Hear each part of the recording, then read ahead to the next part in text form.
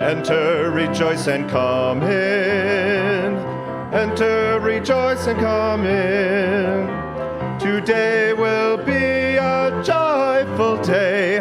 Enter, rejoice, and come in. Open your ears to the song. Open your ears to the song. Today will be a joyful day. Enter, rejoice, and come in. Open your hearts, everyone. Open your hearts, everyone. Today will be a joyful day. Enter, rejoice, and come in. Don't be afraid of some change.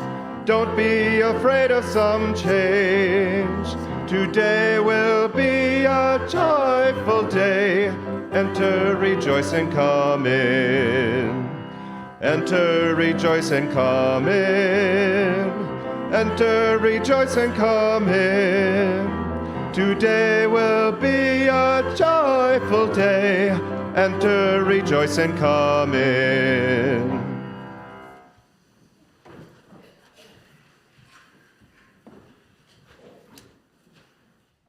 You're welcome. We don't ask what you believe or expect you to think in any certain way.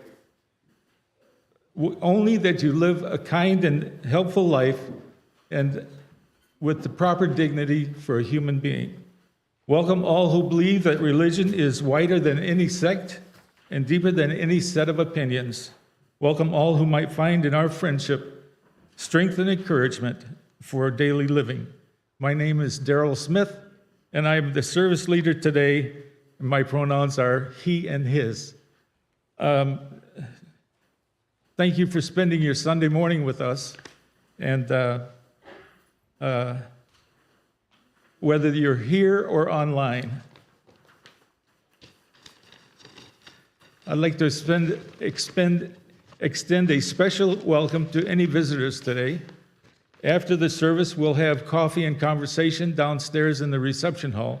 We welcome you to join us there. This morning, we're delighted to have our younger folks join us all in this multi-generational service. This is the time for us to be together in ritual and song, moving our bodies and celebrating the joys of our diverse community. Joys and sorrows will be shared later in the service. You can come to the microphone or text the phone number listed on page 2 of the order of service. Please take a moment now to silence your phones, but don't turn them off. We're encouraged to share on social media that you're here with us today.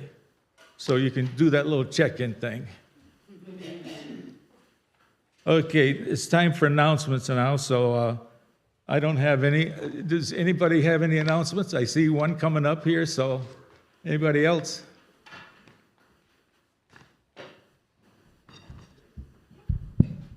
Okay.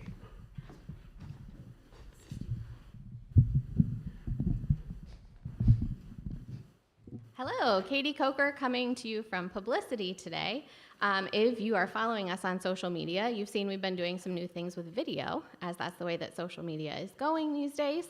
If you would like to be in a Valentine-themed video, you do not have to think up what you say. I will tell you what to say. If you would like to help with that after the service, please come see me. If you don't volunteer, I will come find you.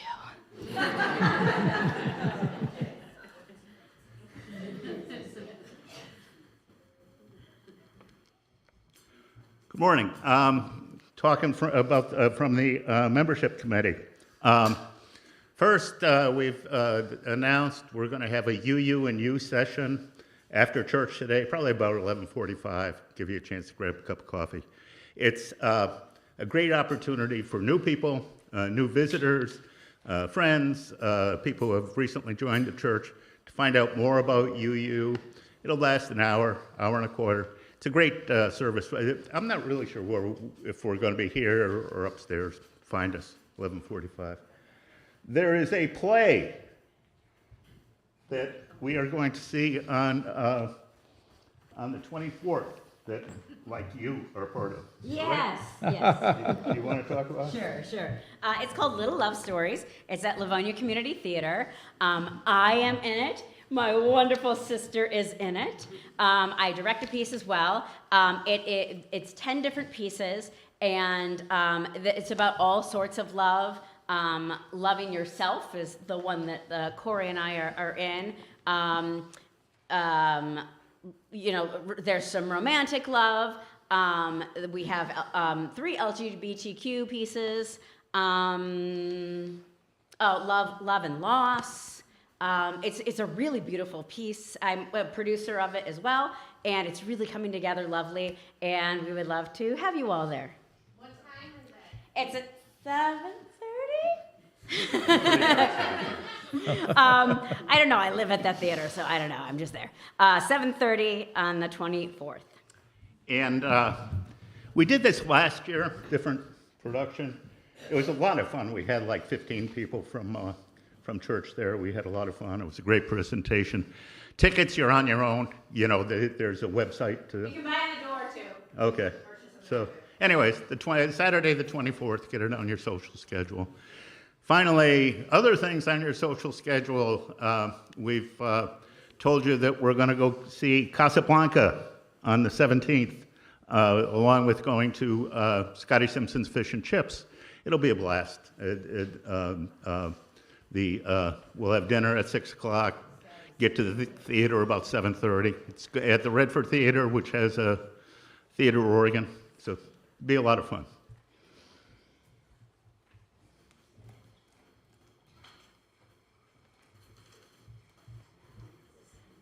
Hi, I'm Yvonne with Social Justice, and I wanted to thank everybody that sent emails last week in support of an expansion of the child tax credit.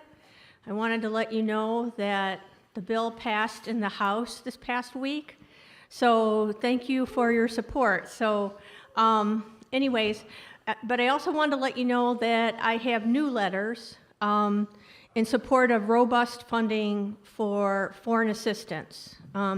I'm going to Washington, D.C. in March with the One campaign in support of important programs that are, save children's lives. And I'll have letters downstairs in Adams Hall, and you're welcome to sign them, and I'll take you with me to Washington, D.C. So thanks. Okay. I think that's all the announcements for today. Please check the UCF website for any other announcements about upcoming events. Yep. My name is Reverend Karen Madrone, and my pronouns are she and hers, and I have the privilege of serving this congregation. I also wish to say thank you for being here. Such a lovely, beautiful, sunshiny day, so sunshiny that we had to pull these blinds so we could see. Amazing, isn't it? All of a sudden we have sunshine, so very exciting. So today's chalice lighting words are from the Reverend Scott Taylor. He writes, "May this flame cast its light toward better days, reminding us that the future is not simply a place we are going, but a place we are creating. The path of new possibilities will not be found, but made. The justice we long for does not sit at the end of an inevitable arc. It lies in the bending. That is ours to do. A new world is waiting to be built, friends. May our time together light the way."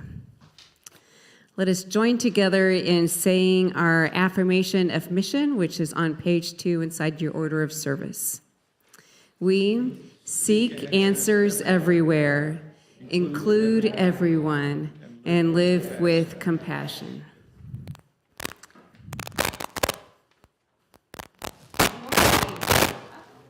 Good morning. Okay. How's everyone doing today? Great. So this year we are exploring values that are important to us, Unitarian Universalists. They're like gifts that our faith gives to us and asks us to give to the world. just like presents. So, our Wonder Box this year has been transformed into a gift box, and to help us explore these values. So this month's theme is the gifts of justice and equity. So with that in mind, let's see what is in our gift box today. If our children would like to come forward so you can get a better look.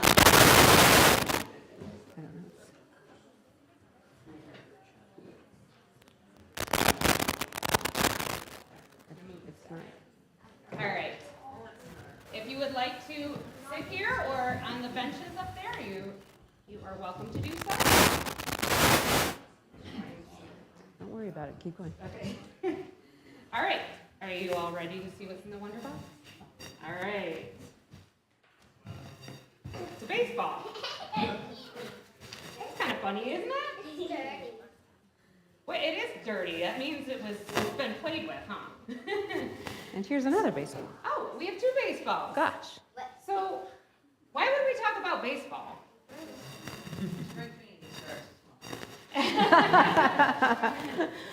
Well, we are going to see an image here in a minute on the wall, and we are going to get an idea of why we are talking about baseball and what does that have to do with justice and equity.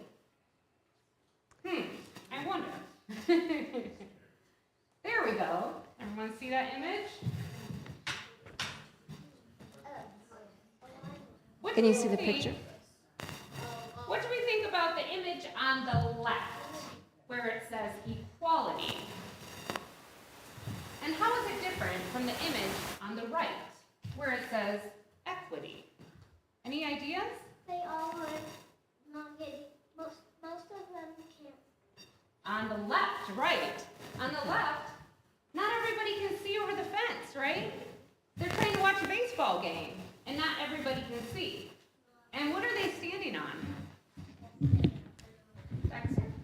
Boxes. Boxes. Thank you. They're standing on boxes. And on the left, they all have the same size box and the same amount of boxes. So it works good for the guy on the left there, on the kid on the very left, the tall one, but not so good for the one on the right. Still can't see, can they? Yeah. Nope. So what about on the right-hand side, the image on the right-hand side? How is that different? They can all see. And do they all have boxes? No, they don't all have boxes. Do they all, it's all fair. Do they all need boxes?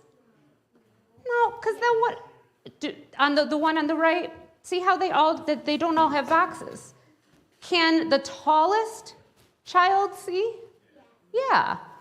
Can the child in the middle see? Yes. And can the smallest child see? On the right, the image on the right. Yes. Now they can. What does it feel like to be a part of something but not be able to see? You have any ideas? This is just going to point out that the on the right, I see some more equity with, well, I don't know which one, equality, equity, but I see that in the right, the people aren't in the bleachers, which means that they probably can't get the money to pay for the tickets to be in the game. That's a really good thought. That's a really good thought. So, even though they can all see, is it still equal? Good thought. Do you think it's better for everyone to have the same size box or give more boxes to people who need more support? What do you think? If you think it's better for everyone to have the same size box, raise your hand. That's the image on the left here. Where everybody has the same size box over here. Yeah, I don't see any hands up, huh? Now, if you think it's better to give more boxes to people who need more support, raise your hand.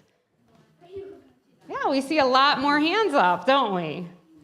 And I think there might be even some more ideas out there. Yeah, because different people need different kinds of support in life, right? We all have different kind of skills or abilities, and we might need different support. Some people need more help, like learning how to read, than others. It doesn't make them bad. It just means they learn differently, right? So we help people where they are and for what they need. And so, continuing on with the theme of baseball, it's hard not to think about baseball when it's starting to get just a little bit warmer, right? Raise your hand if you've ever been to a baseball game. Anybody, everybody, who's been to a baseball game? All right. Okay.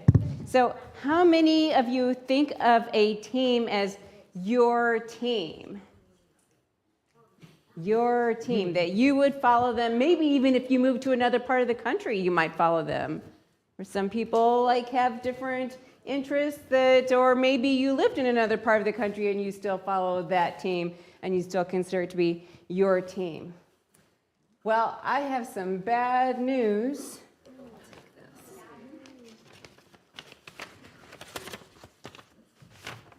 I have some bad news that we have to pretend. Can everybody pretend with me? Do we know how to pretend? Yeah. Okay, so I'm going to tell you something. It's not true, okay? It's not true, but we're going to pretend it is, okay?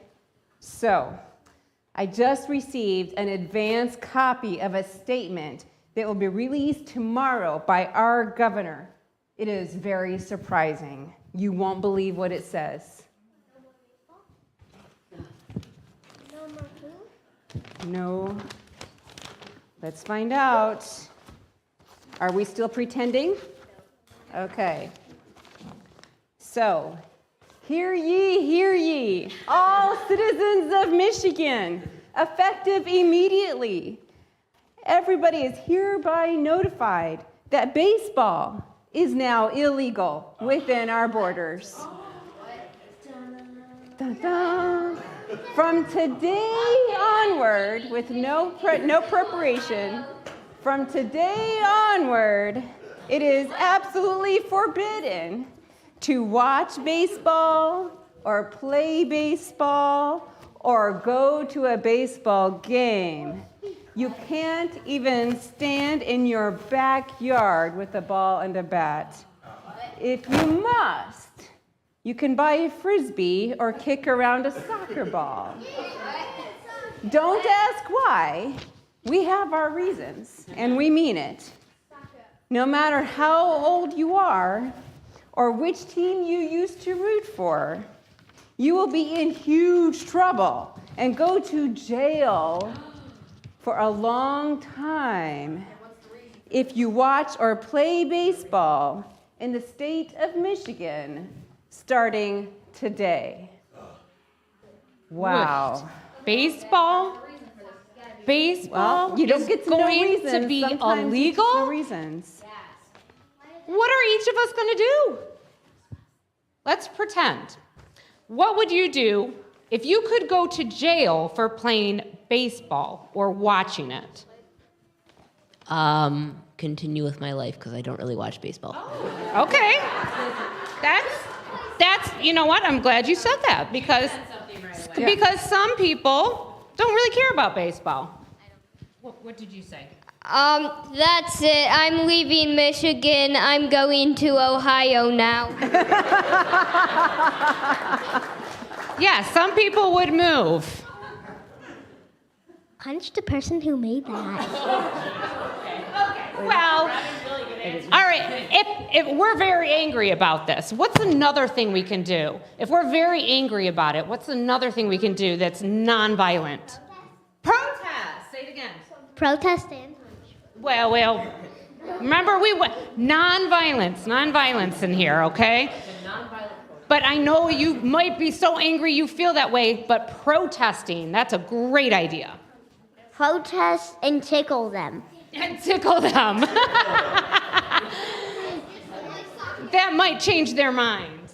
Activism. Activism, right? Any Protesting responses is on this activism. side? Oh, we have more? Over here? No? No. Emmett? No? Okay. Any adults? Any adults? What would you do if baseball were outlawed today and you could not even throw a bat or ball or throw a ball? We got one over here. Play anyway. Ooh, she would risk going to jail and play anyway. Anybody else do that?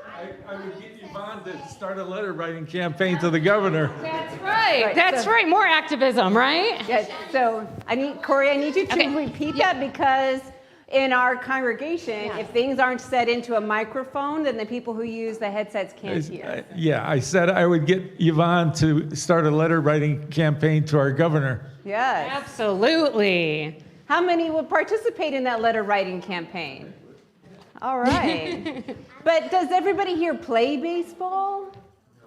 Did everybody here grow up playing baseball on a team? Right. So different people are affected by this law differently, right? So some people could care less or like, whatever, it's baseball. I've never played baseball. And other people are like, this is the thing that brings me joy in life, right? So we all are affected differently. Right. And maybe the threat of prison scares you enough to stop or to sneak around. Maybe you leave Michigan every time you want to hit a few balls or watch a team play. And this may sound like a funny example to talk about, but the truth is there are laws being enacted right now that affect some people and not others. That doesn't feel very fair or equitable, does it? No. No. It's not very fair. No, but we promise there is no edict coming from the governor about baseball. Okay. We were just pretending. So, but these laws are happening right now. So I just need your attention to tell you about something that's happening in our whole country and in some states, and then there are some laws that are being proposed nationally. So I just need to tell you about this. In fact, I think I'm going to come down here. In our country, there are states that on the legislative level are working at making it harder to be a transgender person. But first, before I tell you about laws that are being introduced, let me make sure that we all understand what does transgender or non-binary mean. Does anybody know the answer to that? Yes, a microphone, please. Non-binary means you don't specify as any gender, and transgender means you were like born as one gender, you're cisgender, and then you transfer to a different one. So you don't identify as the gender you were assigned at birth on your birth certificate. And so there is an organization called the Trans Legislation Tracker that right now there are, you're not even going to believe this number, there are 428 active bills being considered in 39 states that are directly focused on transgender people. That number is just like, I can't even, against very anti-transgender laws. They range from restricting people not being able to change their gender marker on their driver's license, and not only not allowing it, but also making it illegal. And then restricting bathroom usage, restricting access to playing on baseball, on teams. There are so many laws being introduced.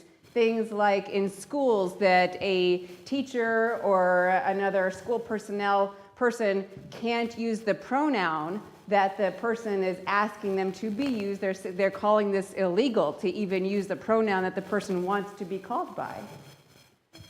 So they are trying to make it harder and harder for people to be transgender and to live their lives. Right now, Oklahoma, Missouri, South Carolina, Iowa, West Virginia, Tennessee, and Wisconsin have the highest number of legislation being introduced that is discriminatory against transgender people. So some states are safer than others for transgender people. And thankfully, Michigan doesn't have any of these bills right now. So we don't have to worry about this, right? Hold on. This makes me think of the baseball example earlier. Some people who play baseball would be directly affected by a law that outlawed baseball, but other people who don't play baseball wouldn't be affected. Do you think we here in Michigan should care about laws being introduced in Oklahoma or Missouri? Should we care more about laws in Wisconsin since it's on the other side of Lake Michigan? What do you think? Yes, I hear a lot of yeses. But why? Can someone say why? Does anybody want to tell us why, or why they think it's important that we care about bills in other states, especially those close to us? Where? Raise your hand. Who's?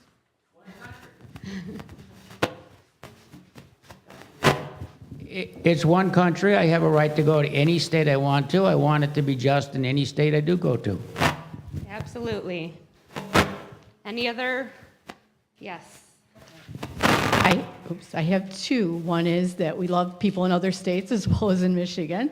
And the other is that those laws have a way of spreading. Yes. Is that what you're going to say? Okay.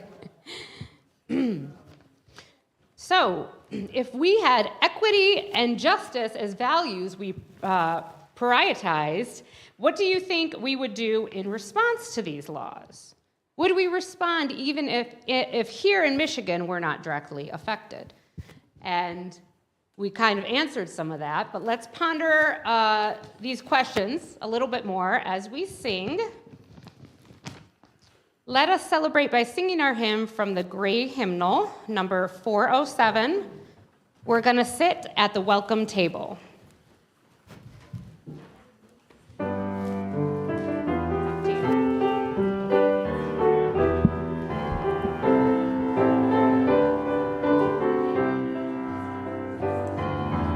We're gonna sit at the welcome table.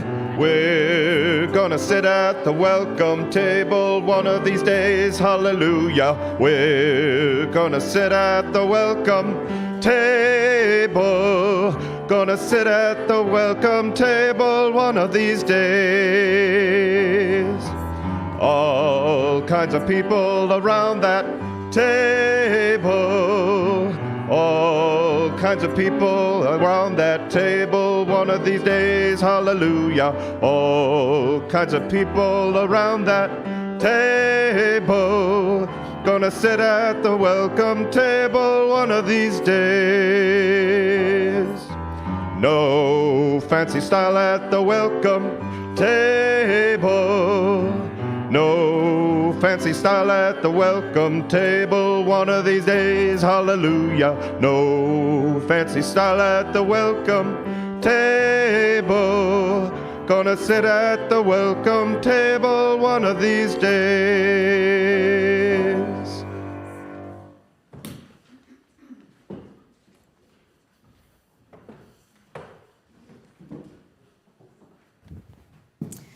All right. Our ushers will be passing out a card with a button attached to it. And we are going to use this button for our meditation that we're going to do. So,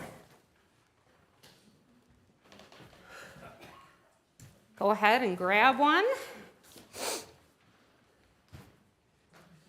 It's part of a meditation. We're not quite there yet.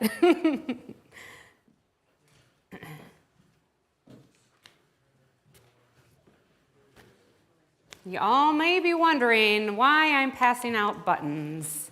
And what does this have to do with justice and equity?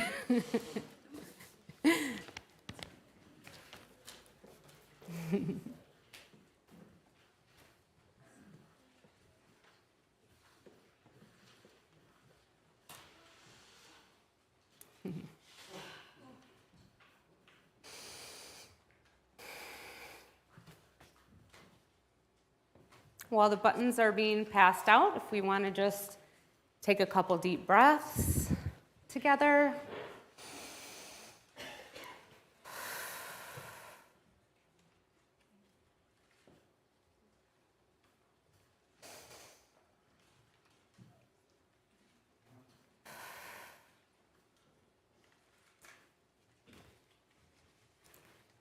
As you get your button, I want you all to look at the button you were given. Notice its shape and color.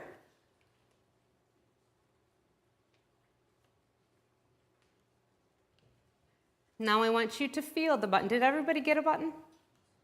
Did we run out? We have a few more. There you go.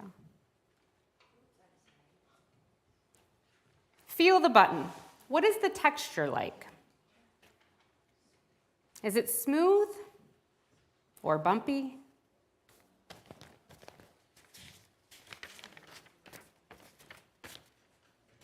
Now I would like you to close your eyes if you're comfortable, or softly gaze at the button you're holding.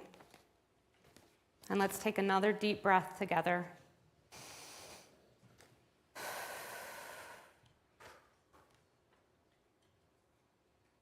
Think of a time when you needed someone. Maybe you were going through a rough time, feeling hurt or lonely.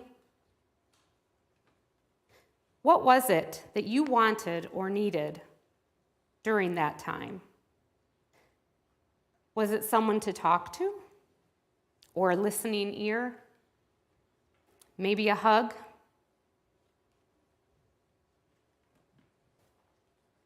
Now think of someone that you know that might be struggling with something or might need someone right now.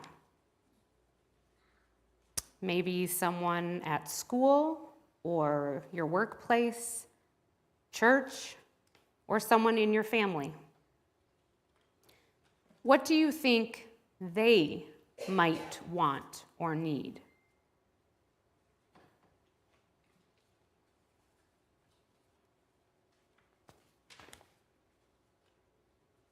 Let's take one more deep breath together as we end our meditation.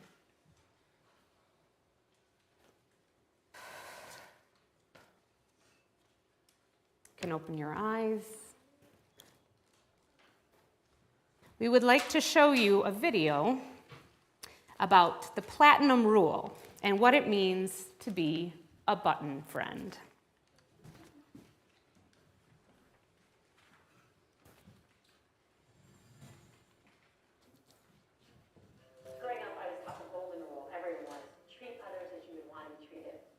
The problem is that in trauma that doesn't exactly work, because at least I didn't know how other people would want to be treated, and I think I often got it wrong. The way that you want to be treated may be completely different from what other people actually need when they're struggling with adversity. Adnam taught me the platinum rule. Treat others as they would want to be treated. And I think that's really important.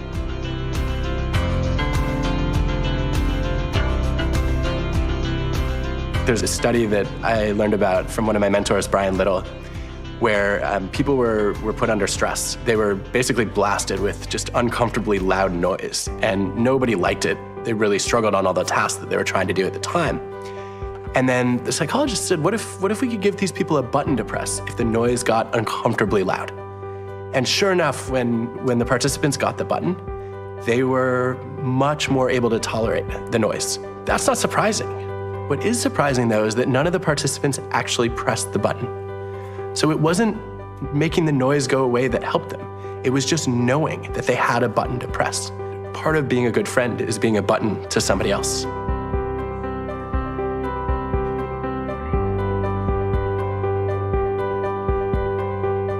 Saying, is there anything I can do, is a nice offer, but it's really hard for that to be helpful, because it shifts the burden to the person who's suffering to tell you what they need, and it's really hard. What do you ask for? The requests either seem too small or too big. It's hard to ask for things. So rather than offering to do anything, just do something. my colleague Dan Levy, who very sadly lost his child when his son was in the hospital, said that one friend texted him, "What do you not want on a burger? I'm coming, I'm bringing you a burger, what do you not want on it?" Another friend went to the lobby of the hospital and said, "I'm in the lobby of the hospital in case you want a hug for the next hour, whether you come down or not." The act of just doing something is much better than the offer of, "What can I do?"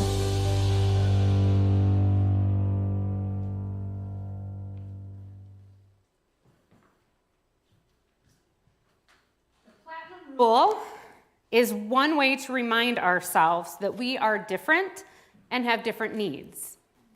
This is the foundation of equity. The buttons are yours to keep as a reminder to be a button friend, a reminder that we all have different needs and need different solutions.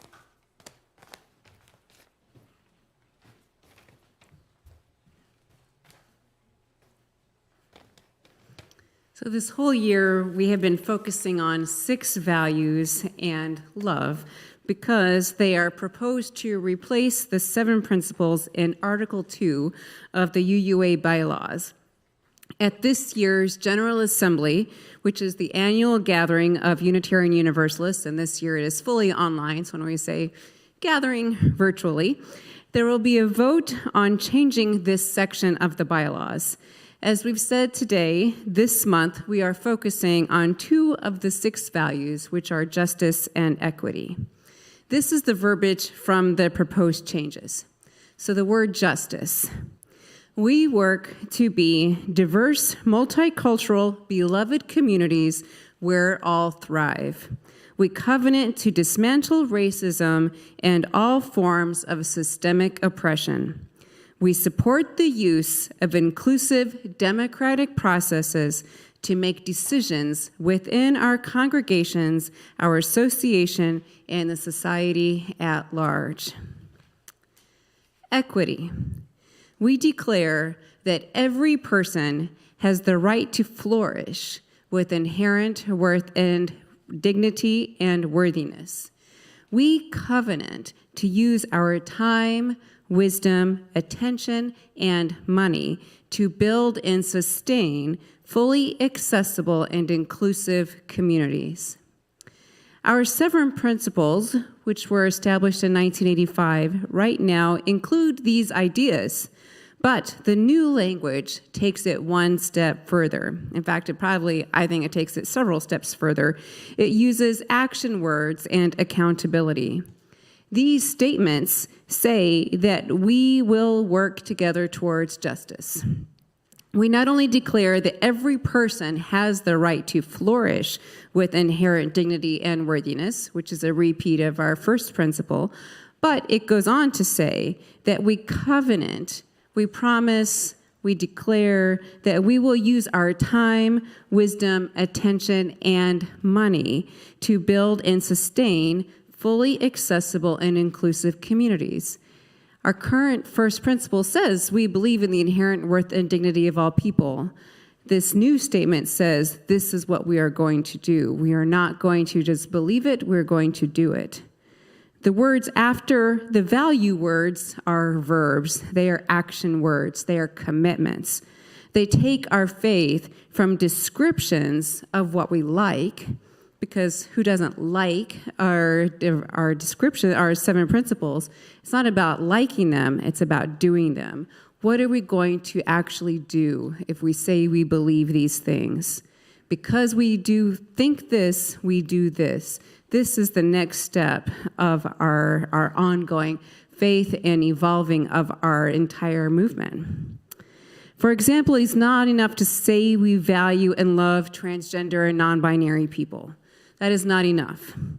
If we truly believed in creating fully accessible and inclusive communities, we would be connected to trans people and organizations right now who are relocating to other states that are more supportive. I have been following some friends and people around the country right now who have been relocating to other states that are more inclusive. And there are people, organizations out there who are funding their moves and helping them to relocate to totally new places that are safe for them. It's not enough to know these laws are happening, and there are things that we can do in some ways here, but where can we put our own resources out to actually help people to live in a safe place? It's not enough to believe it. We have to actually do. Those of us who live in relatively safe states, I looked it up, and Michigan hasn't had one of these bills introduced for several years, so go us. But that is not enough. We can have an impact on people who are relocating from unsafe states. We can truly be button friends. We can find out what do other people actually need. Just like with I love the example of the friend who says, I'm going to be in the hospital lobby if you need me. No pressure, but I'm here. Finding out what does somebody else need and do that for them, not what we want. May we always live our values of justice and equity in whichever ways that we can individually and as a congregation. And now I would like to introduce Dennis Slotnick, who is going to come up. You can come up to the front, and he is going to give a presentation. All the way up here. You need to use the microphone. This location is familiar to me, and it's also familiar to my mother, who will have experienced her 109th birthday in a week if she had lived through last May's termination of her life. And I am Dennis Slotnick. I'm Virginia Slotnick's son and a lifetime member. And Mother had only one organization in her will that expressed her appreciation for this community.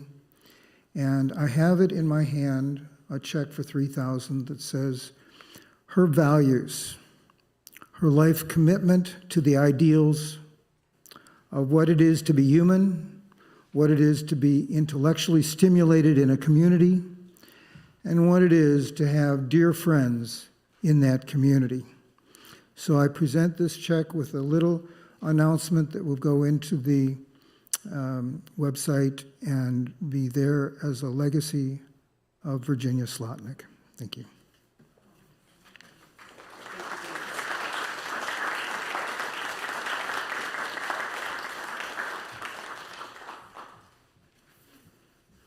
Thank you, Dennis. One of the things that I appreciate about being here are learning about people who have been a part of this congregation for a very, very long time, and they have set the foundation for people in the future that they did not know, but they made it possible for us, and now with this donation, made it even more possible for people in the future. So thank you. Today we are beginning a new additional practice with our joys and sorrows. Over the last few months, I've been talking about bringing our bodies into our Sunday services.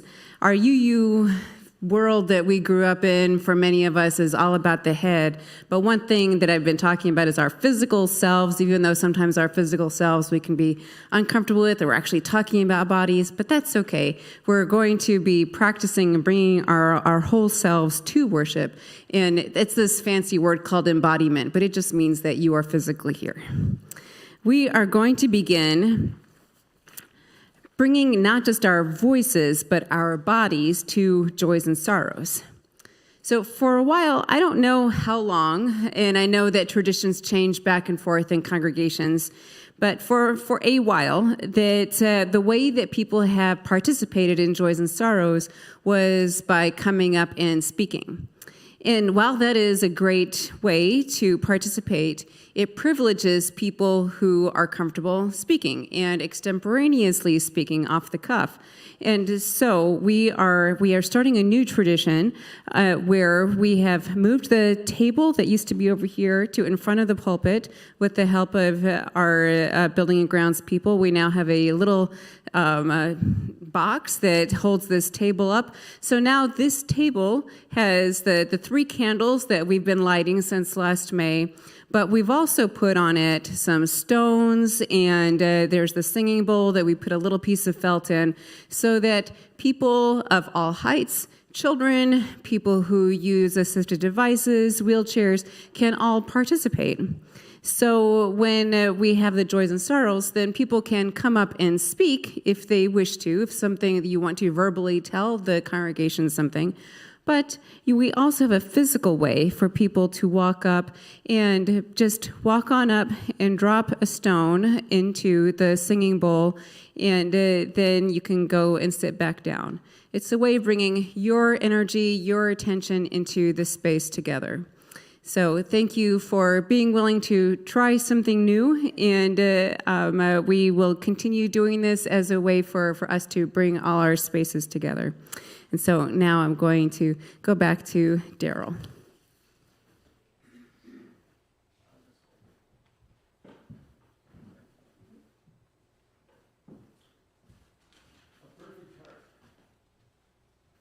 Is this on? Yes. Perfect heart is one that's been known loss and love and loss, joy and sorrow. The perfect heart is one that has been shared. As joys and sorrows of our community are shared, please direct your energy, prayers, and meditation as a gift of compassion and strength. So, okay.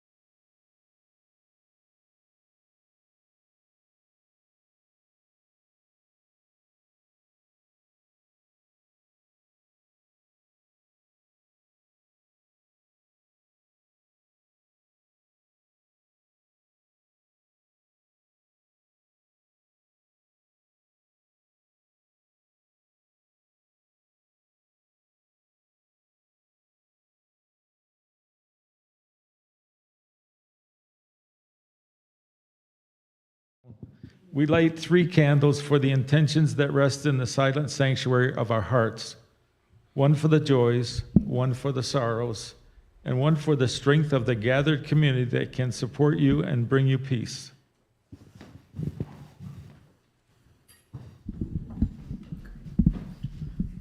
For the gifts which we have received and the gifts which we ourselves are, may we be truly grateful. May we be committed to using these gifts to make a difference to the world, to increase love and justice, to decrease hatred and oppression, to expand beloved community, to share and to keep sharing as long as ever we can.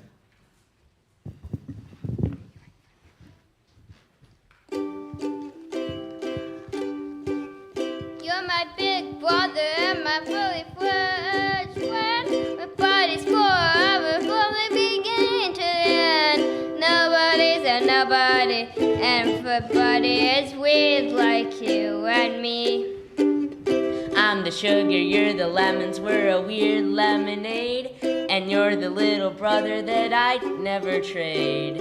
Nobody's a nobody, and everybody is weird like you and me. You're my right-hand guy, the shoulder that I cry on, my brains when I'm confused, an arm to lean a while on. Nobody's a nobody, and everybody is weird like you and me. You can walk, run, swim, roll, hop, skip, or fly. If we're going different ways, you're my kind of guy. Different doesn't matter if nobody's the same. There's no two clouds alike in the great big sky. 3, 4. You don't have to look beside me to know that you are there. If two things act as one, are they still a pair? Nobody's a nobody, and everybody is weird like you and me. So don't be scared to come out of your shell too. There's always someone out there to love the real you. Nobody's a nobody, and everybody is weird like you and me. You can walk, run, swim, roll, hop, skip, or fly. If we're going different ways, you're my kind of guy. Different doesn't matter if nobody's the same.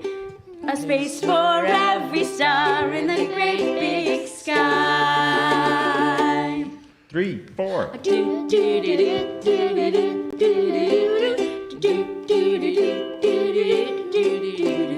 Nobody's a nobody, and everybody is weird like you and me. Yeah, weird like you and me. Weird like you and me. Weird like you and me. Cha-cha-cha-cha.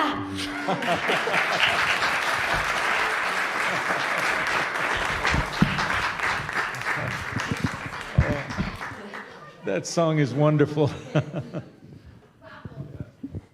That was wonderful. Yeah, it really was.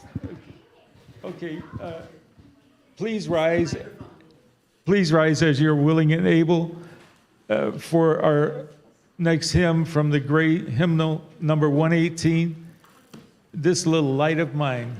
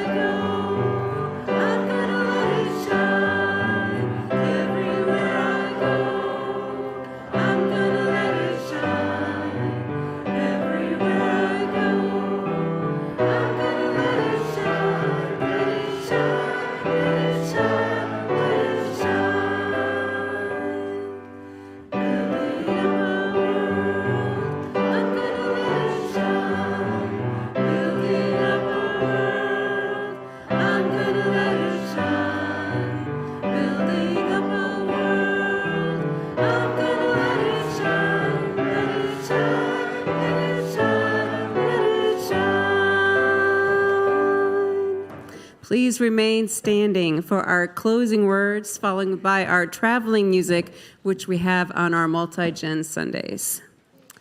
We are one and we are loved. Go in hope, for the arc of the universe is long and we can bend it toward justice. Go in courage, for together we have the strength to confront injustice in our daily lives and the larger world. Go in love, because a holy and generous love is both the reason and the means by which we transform our lives. May it ever be so.